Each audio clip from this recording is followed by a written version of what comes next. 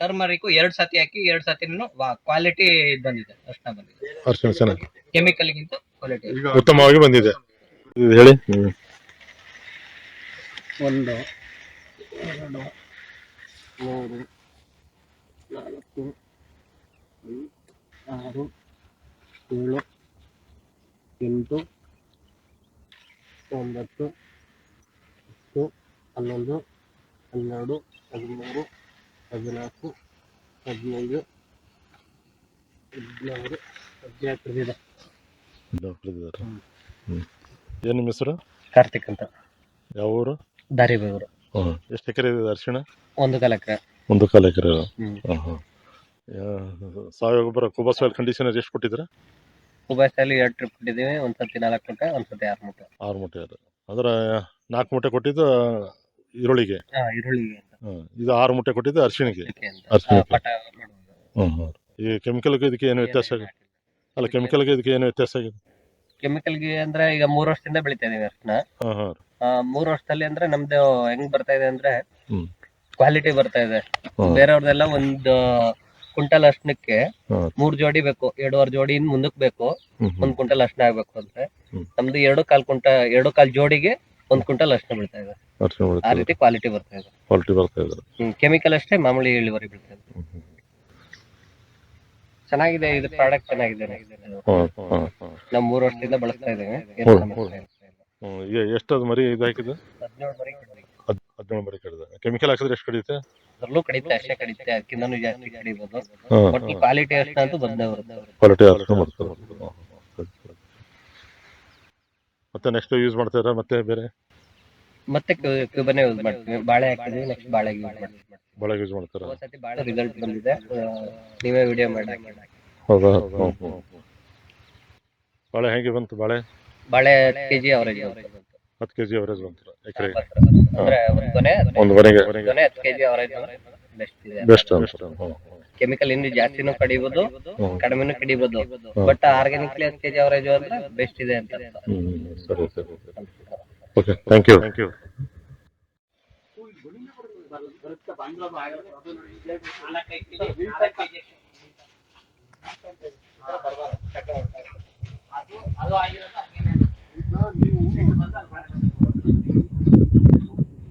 ಕಾರ್ತಿಕ್,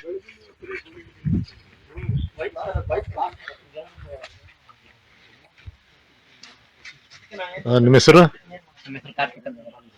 ಯಾವ ಊರು? ದಾರಿಬೇಗೂರು, ಗುಂಡ್ಲುಪೇಟೆ ತಾಲೂಕು, ಚಾಮರಾಜನಗರ ಡಿಸ್ಟಿಕ್. ಯಾವ ಬೆಳೆ ಇದು? ಇದು ಬಾಳೆ ಏಲಕ್ಕಿ ಬೆಳೆ. ಹಾಕಿದ್ದು ಸೆಪ್ಟೆಂಬರ್ ತಿಂಗಳಲ್ಲಿ ಹಾಕಿದ್ವಿ. ಸೆಪ್ಟೆಂಬರ್ ಇಂದ ಮಾಮೂಲಿ ಆ ಟೈಮಲ್ಲಿ ಹಾಕಿದ್ರೆ ವರಮಹಾಲಕ್ಷ್ಮಿಗೆ ಬರುತ್ತೆ ಅಂದ್ಬಿಟ್ಟು, ಡೇಟ್ ಸಿಗುತ್ತೆ ಅಂದ್ಬಿಟ್ಟು ಸೆಪ್ಟೆಂಬರ್ ಅಲ್ಲೇ ನಾಟಿ ಮಾಡೋದು. ಆ ಟೈಮಲ್ಲಿ ನಾಟಿ ಮಾಡಿದ್ವಿ. 3 ಸತಿ.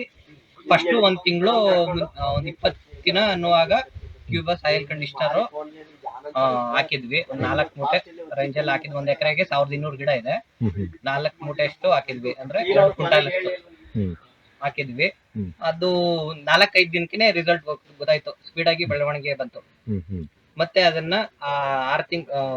4ನೇ ತಿಂಗಳಿಗೆ ಏನು ಇದನ್ನ ಕಟ್ಟಿಸ್ತೀವಿ, ಬೆಡ್ ಕಟ್ಟಿಸ್ತೀವಿ. ಆವಾಗ 4ನೇ ತಿಂಗಳಿಗೆ ಸ್ವಲ್ಪ ಜಾಸ್ತಿ ಪ್ರಮಾಣ ಹಾಕಿದ್ವಿ, 8 ಮೂಟೆ ಹಾಕಿದ್ವಿ. ಪುನಃ ಅದಾದ್ಮೇಲೆ ಲಾಸ್ಟ್ ಇನ್ನೊಂದು 8ನೇ ತಿಂಗಳಿಗೆ ಇನ್ನೊಂದು 4 ಮೂಟೆ ಹಾಕಿದ್ವಿ. 3 ಸರಿ ಕೊಟ್ಟಿದೀವಿ. ಚಾರ್ಟ್ ಪ್ರಕಾರ ನೀವು ಮಾಡ್ತಾ ಇದ್ದೀರಾ? ಬಟ್ ಅದೇ ನೀವು ಗ್ರೋತ್ ಪ್ರಮೋಟರ್ ಆಯಿಲ್ ಒಂದ್ 2 ಮಾಡಿಲ್ಲ? ಯಾವ ಬೂಸ್ಟರ್ನು ಹಾಕಿಲ್ಲ, ಏನು ಮಾಡಿಲ್ಲ, ಬೇರೆ ಏನು ಹಾಕಿಲ್ಲ. ಬಟ್ ನಮ್ಗೆ ರಿಸಲ್ಟ್ ಗೊತ್ತಾಗ್ತಾ ಇದೆ. ಇದಕ್ಕಿಂತ ಮುಂಚೆ ಅರ್ಶಿನ ಹಾಕಿದ್ವಿ, ಅರ್ಶಿನದಲ್ಲಿ ರಿಸಲ್ಟ್ ಇದಕ್ಕೆ ಅದನ್ನೇ ಬಾಳೆಗೆ ಕಂಟಿನ್ಯೂ ನಿಮ್ಗೆ ಚೆನ್ನಾಗಿ ಅನ್ಸುತ್ತೆ? ಚೆನ್ನಾಗಿ ಅನ್ಸುತ್ತೆ. ಮಾಡಬಹುದು ರೈತರು, ಮಾಡಿದ್ರೆ ಅವ್ರ ಮಣ್ಣು ಉಳ್ಕೊಳ್ಳುತ್ತೆ, ಜೀವಾಣುಗಳು ವೃದ್ಧಿ ಆಗುತ್ತೆ. ಎರೆಹುಳ ಅಂತೂ ಸಾಯೋದೇ ಇಲ್ಲ. ಎಕ್ಸ್ಟರ್ನಲ್ ಆಗಿ ಎರೆಹುಳ ಗೊಬ್ಬರ ಬೇಕಾಗೇ ಇಲ್ಲ, ಎರೆಜಲನೂ ಬೇಕಾಗಿಲ್ಲ, ಎರೆಹುಳ ಗೊಬ್ಬರನೂ ಬೇಕಾಗಿಲ್ಲ. ಯಾಕೆ ಅಂದ್ರೆ ಒಂದು ಮಣ್ಣಿಗೆ ಇಷ್ಟು ಅಂತ ಎರೆಹುಳ ಉತ್ಪತ್ತಿ ಆಗ್ಬೇಕು. ಅದು ಆಟೋಮೆಟಿಕ್ ಆದಾಗ ಎಕ್ಸ್ಟರ್ನಲ್ ಹಾಕೋ ಅವಶ್ಯಕತೆ ಇಲ್ಲ. ಏನು ಎರೆಹುಳ ಗೊಬ್ಬರ ಎಕ್ಸ್ಟರ್ನಲ್ ಆಗಿ ಹಾಕಿದಾಗ ಜಿಂಕ್ ಕಂಟೆಂಟ್ ಜಾಸ್ತಿ ಉತ್ಪತ್ತಿ ಆಗುತ್ತೆ. ಅದನ್ನ ಯೂಸ್ ಮಾಡಿದಾಗ ಒಬ್ಬ ಮನುಷ್ಯನಲ್ಲಿರೋ ನಪುಂಸಕತ್ವ, ಇನ್ಫರ್ಟಿಲಿಟಿ ಅಂತ ಏನ್ ಅಂತಾರೆ, ಅದು ಜಾಸ್ತಿ ಆಗುತ್ತೆ. ಜಿಂಕ್ ಕಂಟೆಂಟ್ ಜಾಸ್ತಿ ಯೂಸ್ ಮಾಡಿದಾಗ, ಉತ್ಪತ್ತಿ ಆದಾಗ. ಅದರಿಂದ ಭೂಮಿಲಿ ಎಷ್ಟಿರ್ಬೇಕು ಅಷ್ಟೇ ಎರೆಹುಳ ಇದ್ರೆ ಸಾಕು, ಅದು ಸಾಯಬಾರ್ದು ಅಷ್ಟೇ. ಆ ರೀತಿ ನೋಡ್ಕೋಬೇಕು ನಾವು. ಆಮೇಲೆ ಜೀವಾಣುಗಳು ವೃದ್ಧಿ ಆಗ್ತವೆ, ಗೊತ್ತಾಗುತ್ತೆ ಅದು. ಮತ್ತೆ ನೀವು ಯಾವ್ದಕ್ಕೆ ನೆಕ್ಸ್ಟ್ ಯೂಸ್ ಮಾಡ್ಬೇಕಂತೀರಾ? ನೆಕ್ಸ್ಟ್ ಮತ್ತೆ ಬಾಳೆ ನೆಕ್ಸ್ಟ್ ಸೆಪ್ಟೆಂಬರ್ ಹಾಕ್ತಿವಿ. ಮತ್ತೆ ಈರುಳ್ಳಿಗೆ ಹಾಕ್ತಿವಿ, ಟರ್ಮರಿಕ್, ಪೊಟ್ಯಾಟೊ. ಪೊಟ್ಯಾಟೊ ಇದಕ್ಕೆಲ್ಲ ಯೂಸ್ ಮಾಡ್ತಾ ಇದ್ದಾರೆ. ಇದು ನೀವು ಫಸ್ಟ್ ಟೈಮ್ ಹಾಕಿದ ಸೆಕೆಂಡ್ ಟೈಮ್? ಬಾಳೆಗೆ ಇದು ಫಸ್ಟ್ ಟೈಮ್. ಟರ್ಮರಿಕ್ 2 ಸತಿ ಹಾಕಿ 2 ಸತಿನೂ ಕ್ವಾಲಿಟಿ ಬಂದಿದೆ, ಅರ್ಶನ ಬಂದಿದೆ. ಅರ್ಶನ ಚೆನ್ನಾಗಿ ಕೆಮಿಕಲ್ ಗಿಂತ ಕ್ವಾಲಿಟಿ ಉತ್ತಮವಾಗಿ ಬಂದಿದೆ. ಆಯಿಲ್ ಗ್ರೋತ್ ಪ್ರಮೋಟರ್ ಸ್ಪ್ರೇ ಮಾಡಿದ್ರು. ಎಷ್ಟು ದಿನ ಬೆಳೆ ಇದ್ರು? ಇದು ಒಂದ್ ವರ್ಷ. 1 ವರ್ಷ ಬೆಳೆ. ಈಗ ಎಷ್ಟು ದಿನ ಆಗಿದೆ?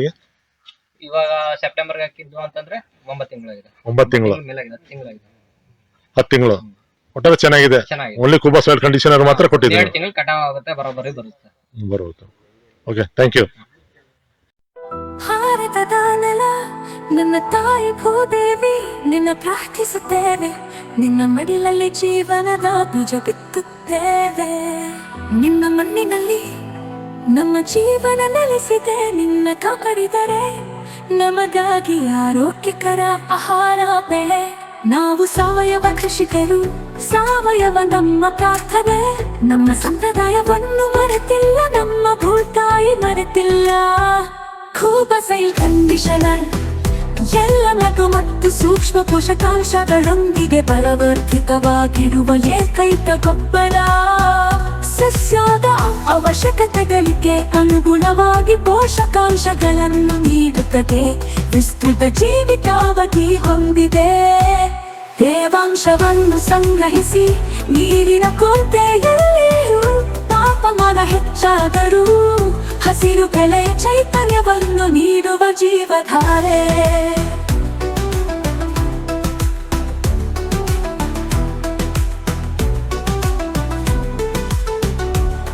ಈ ಗೊಬ್ಬರವು ಎಲೆಗಳು ಬೇರುಗಳ ನೇರ ಸಂಪರ್ಕಕ್ಕೆ ಬಂದರೂ, ಗೊಬ್ಬರ ಹಾಕಿದ ನಂತರ ನೀರು ಹಾಕುವುದು ತಡವಾದರೂ ಸಸ್ಯಗಳಿಗೆ ಯಾವುದೇ ಹಾನಿಕಾರಕ ಪರಿಣಾಮಗಳಿಲ್ಲ.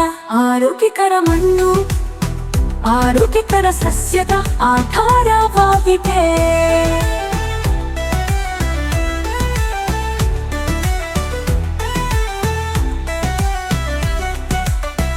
ಆರೋಗ್ಯಕರ ಮಣ್ಣು ಆರೋಗ್ಯಕರ ಸಸ್ಯದ ಆಧಾರವಾಗಿದೆ. ಆರೋಗ್ಯಕರ ಸಸ್ಯವು ಹವಾಮಾನ ಬದಲಾವಣೆಗಳು, ಕೀಟಗಳು ಮತ್ತು ರೋಗಗಳ ಸಂದರ್ಭದಲ್ಲಿ ತನ್ನನ್ನು ತಾನೇ ರಕ್ಷಿಸಿಕೊಳ್ಳುವ ಸಾಮರ್ಥ್ಯವನ್ನು ಹೊಂದಿದೆ. ಕುಬಾ ಸಾಯಿಲ್ ಕಂಡೀಷನರ್ ಯಾವುದೇ ಮಣ್ಣು, ನೀರು ಅಥವಾ ಹವಾಮಾನಕ್ಕೆ ಸೂಕ್ತ. ಎಲ್ಲ ಬೆಳೆಗಳಿಗೆ ವೆಚ್ಚ ಪರಿಣಾಮಕಾರಿ ಸಾವಯವ ಕೃಷಿ. ಬೇರೆ ಯಾವುದೇ ಗೊಬ್ಬರ ಬೇಕಿಲ್ಲ. ಕುಬಾ ಸಾಯಿಲ್ ಬೂಸ್ಟರ್ ಬೀಜ ಸಂಸ್ಕರಣೆ, ಬೇರುಗಳ ಸುರಕ್ಷತೆ ಮತ್ತು ಬೆಳವಣಿಗೆಗೆ. ಕುಬಾ ಮೋಟರ್ ಕಡಿಮೆ ಬೆಳಕಿನಲ್ಲಿ ಉಳಿಯುತ್ತೆ ಬೆಳವಣಿಗೆಯ ಸಹಕಾರ. ಹೂ ಬಿಡುವಿಕೆ, ಹೂ ಮತ್ತು ಹಣ್ಣು ಇಳುವರಿಯನ್ನು ಹೆಚ್ಚಿಸಲು. ನ್ಯಾಚುರಲ್ ಹಾರ್ಟಿಕಲ್ಚರ್ ಆಯಿಲ್ ನಮ್ಮ ಭೂತಾಯಿಗೆ ವಿಷವಲ್ಲ, ಗಿಡಮರಗಳಿಗೆ ಅಥವಾ ಅದರ ಹಣ್ಣುಗಳಿಗೆ ಎಂದಿಗೂ ವಿಷವಲ್ಲ. ನೈಸರ್ಗಿಕ ಕೀಟರೋಗ ತಡೆಗಟ್ಟುವ ಸಹಾಯಕ. ಇದಕ್ಕೆ ಜೊತೆಯಾಗಿ ಕೀಟರೋಗ ತಡೆಯಲು ಒಡನಾಡಿ ಸಸ್ಯಗಳನ್ನು ಬಳಸಿ. ಈ ಪರಿಸರ ನಮ್ಮ ಸ್ನೇಹಿತ, ನಮ್ಮ ಪೂರ್ವಜರ ಬುದ್ಧಿವಂತಿಕೆ. ಪರಿಸರ ಸ್ನೇಹಿಯಾಗಿರುವುದು ಎಂದರೆ ನಿಮ್ಮ ಪ್ರಯೋಜನಕ್ಕಾಗಿ ಪ್ರಕೃತಿಯನ್ನು ಬಳಸುವುದು, ಹಾಗೆಯೇ ಕೃಷಿ ವೆಚ್ಚವನ್ನು ಕಡಿಮೆ ಮಾಡುವುದು. ಆರೋಗ್ಯಕರ ಪೌಷ್ಟಿಕ ಆಹಾರವನ್ನು ಒದಗಿಸಿ ಅನ್ನದಾತ ಎಂಬ ಹೆಸರನ್ನು ಶ್ರೀಮಂತಗೊಳಿಸಿ. ಭೂದೇವಿ ಮಡಿಲಲ್ಲಿ ಭಾರತವು ಜಗತ್ತಿಗೆ ಆದರ್ಶವಾಗಲಿ. ಭೂದೇವಿಯ ಮಡಿಲಲ್ಲಿ ಸಾವಯವ ಕೃಷಿಯ ಪರಂಪರೆಯ ಬೆಳೆಯಲಿ.